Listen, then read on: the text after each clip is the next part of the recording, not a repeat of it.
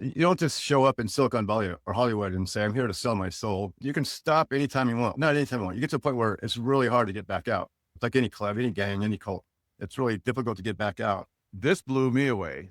And I did the research on it. I'm like, holy moly. When you're talking about the people in the Hawaiian culture, Oh, yeah. cannibals and math, crazy. Yeah. So Great. why are all these elites so obsessed with Hawaii? You got Larry Ellison has a 330 degree base or whatever island in Hawaii, and Zuckerberg's got his own. You make a point. It kind of ties in with their rituals. Right. So they really like the spirit, the cannibalistic spirit of Hawaii. Right. So if this is an ancient civilization that was successful at cannibalism, think about how much blood and demons and other bad things are still there. And so these guys like it. They like being around them. Wow. Yeah, they like that power. I used to say all roads lead to Stanford in Silicon Valley. So you have Stanford and you have the Palo Alto Research Center. And that's where a lot of these Google and Facebook, everything got started. Were in those complexes, those organizations.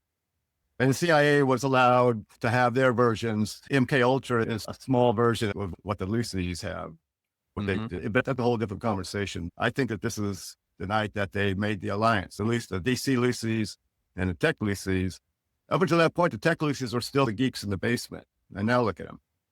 From this night forward, they've become world leaders, these tech titans. Yep. Wow. Everyone makes a big deal about Epstein. There's a lot of Epsteins out.